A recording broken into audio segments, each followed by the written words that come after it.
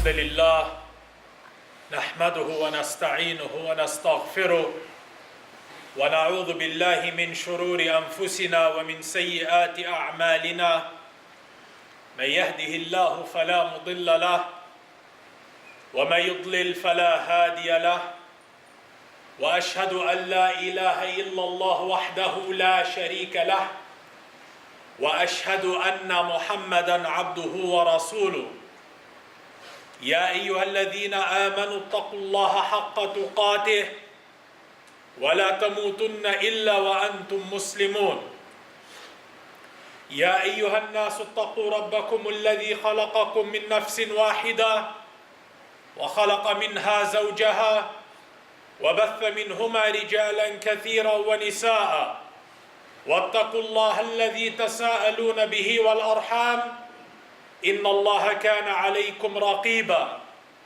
يا أيها الذين آمنوا اتقوا الله وقولوا قولا سديدا يصلح لكم أعمالكم ويغفر لكم ذنوبكم ومن يطع الله ورسوله فقد فاز فوزا عظيما أما بعد فإن خير الحديث كتاب الله وخير الهدى هدى محمد صلى الله عليه وسلم وشر الأمور محدثاتها وكل محدثة بدعة وكل بدعة ضلالة وكل ضلالة في النار.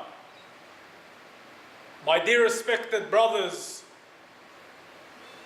with almost a week passing in the blessed month of Ramadan, it is crucial that the Muslim gives himself some time to stop and ponder over what he has achieved. Because a week has passed, and the second will pass just as quick, and the third, and then the fourth, and by the time you know it, within the blink of an eye, the month has passed and has finished. And who knows if this will be our final Ramadan or not. Only Allah subhanahu wa ta'ala knows. My brothers, throughout your worship in this month, it is important that your heart is attached to Allah subhanahu wa ta'ala. And when the hearts are attached to Allah, they turn to Him and they depend on Him. They rely on Him and they ask no one but Him. And this is Islam and Iman and Ihsan.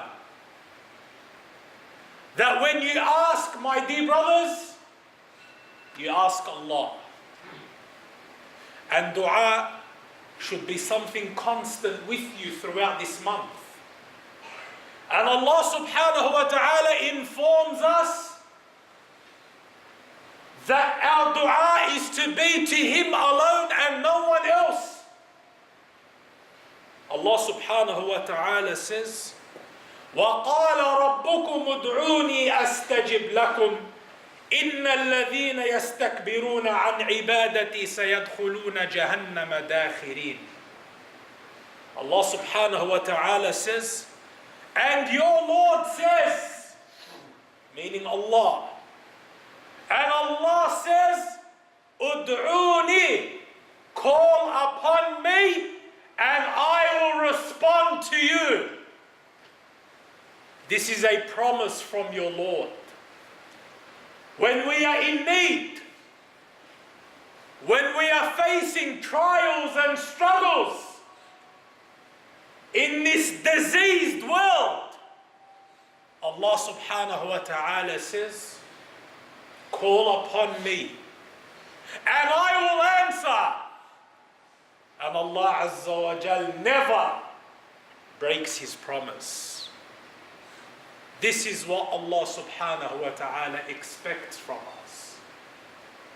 That when we ask no one but Allah. When we are in need, we turn to no one but Allah Azza wa Jal. And this is the essence of worship. As the Prophet sallallahu alaihi wasallam said, "Ad-du'a huwa al-ibadah." He said dua is the essence of worship. So there is no greater worship from the worships which Allah has prescribed than you, my brother, turning your heart to Him and calling upon Him and having full certainty that He will answer. How many times have those in need called upon Allah and He answered them? Take the prophets and the messengers as great examples. Our Prophet sallallahu alaihi wasallam in the Battle of Badr, when he called upon Allah, Allah subhanahu wa ta'ala sent down the aid from the heavens, the angels. The Prophet Ibrahim alayhi salam, when he was cast into the fire, he called upon no one but Allah, and Allah subhanahu wa ta'ala saved him. My dear brothers, sometimes we call Allah, but the heart is not convinced, and the certainty is not there.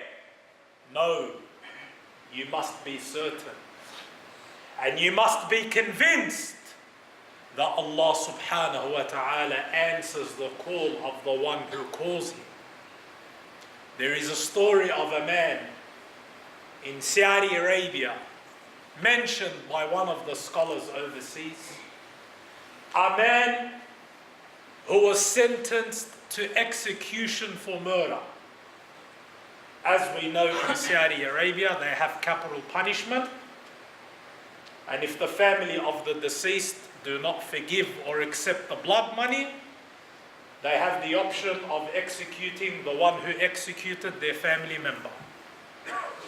So a man was facing execution for murder. And this man was innocent. He did not commit the murder. But subhanallah, the accusation fell on him, and he was going to get executed for the crime. And when they got him and they put him in the field to execute him the way they do overseas, and the huge congregation came out to watch, right before the swordsman struck this man's neck, he began to make a dua between himself and Allah. And he said, "Oh Allah, you alone know that I am oppressed. And you alone know that I did not commit this crime.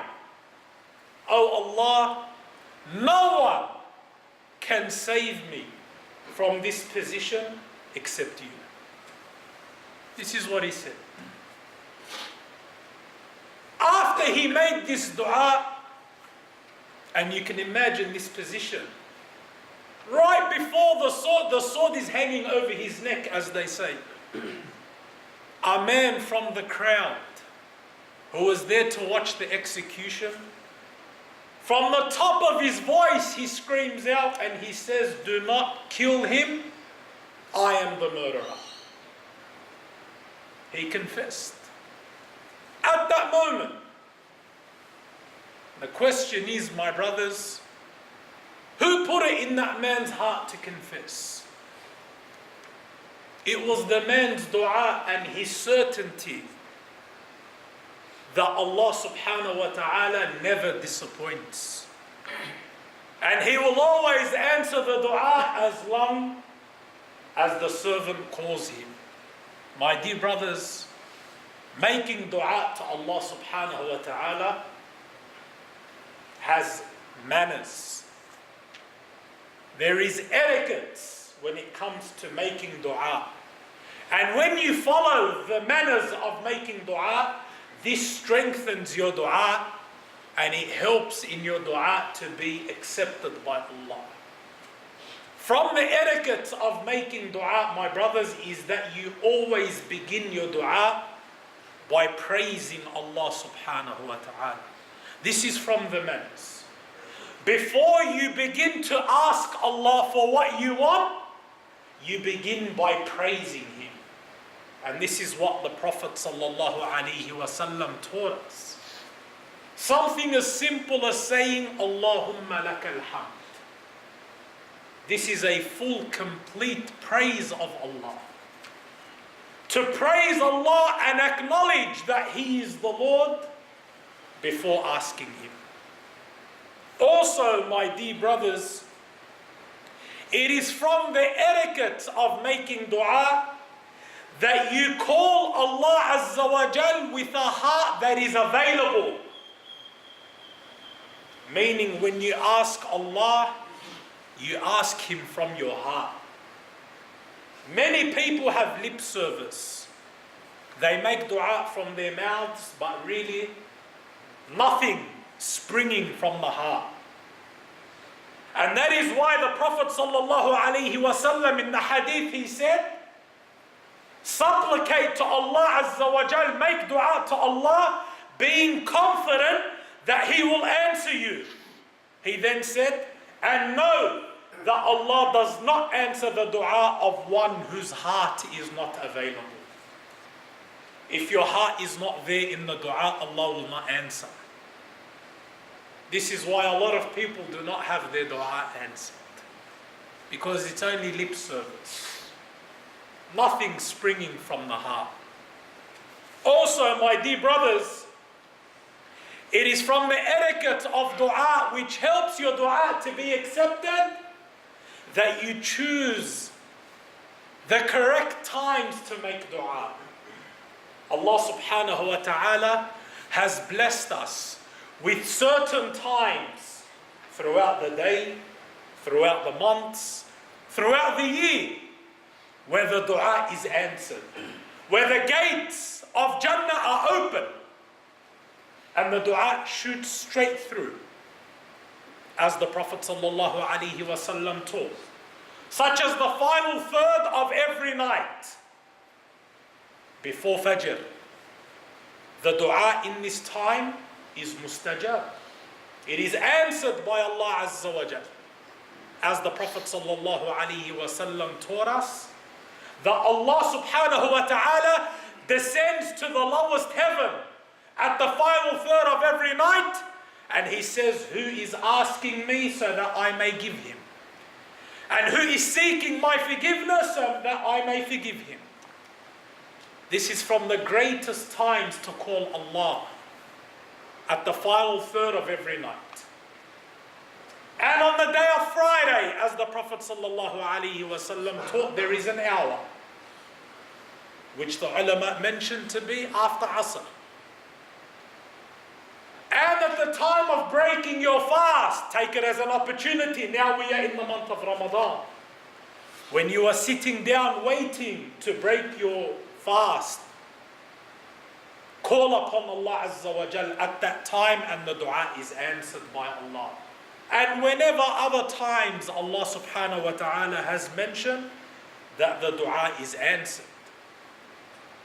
My dear brothers, it is also from the etiquettes of the dua that we do not rush in order to achieve an answer. You do not lose patience when you make dua.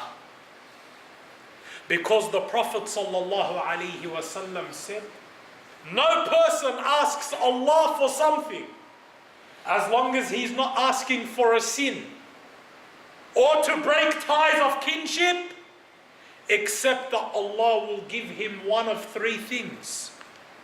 Every person's dua is accepted, my brothers. When you call upon Allah, He will give you one of three things. The Prophet sallallahu alaihi wasallam said, He will either give him what he asked for. You might ask Allah for something and He will give it to you. And it's ended. That's it. You asked for it and you got it. Or number two, He may delay its reward for the hereafter for you. You might ask Allah subhanahu wa ta'ala for something in this dunya, but Allah knows you're in need of a hasana in the next life. So rather than giving you what you're asking for now, rather than rewarding you now, He will save the reward for you for when you need it in the hereafter.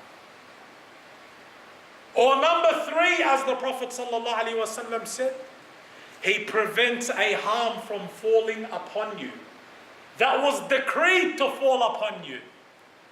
You might ask Allah subhanahu wa ta'ala for something, and rather than Allah giving you that through your dua, He will use your dua to prevent a harm from falling upon you. So my dear brothers, the Muslim never feels that his dua is not answered by Allah, because the dua is always answered by Allah, even if you do not see it now. So it is from the manners with Allah subhanahu wa ta'ala that we do not rush when we ask Him. أقول قولي هذا وأستغفر الله لي ولكم ولسائر المسلمين من كل ذنب فاستغفروه إنه هو الغفور الرحيم. الحمد لله وحده والصلاة والسلام على من لا نبي بعده وعلى آله وصحبه ومن سن بسنته وصار على نهجه بإحسان إلى يوم الدين وسلم تسليما كثيرا. أما بعد. My dear brothers, also from the manners of making dua, that the person only makes dua for that which is good, and to never make dua for that which is evil.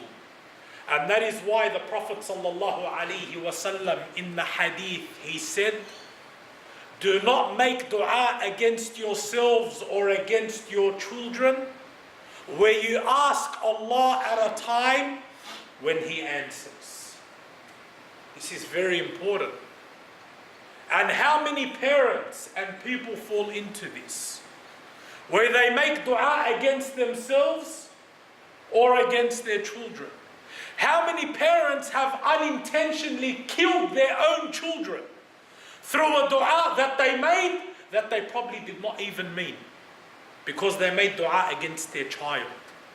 But they asked at a time when the doors of the heavens were open and the dua will shoot straight through.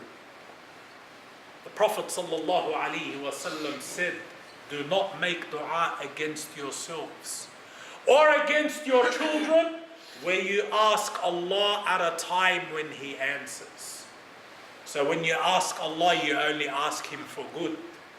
And finally, my dear brothers, the final etiquette of making dua, in order to perfect your dua, is that you end your dua by sending salah and salam upon His messenger Muhammad sallallahu alayhi wa sallam. We ask Allah subhanahu wa ta'ala to forgive us our sins.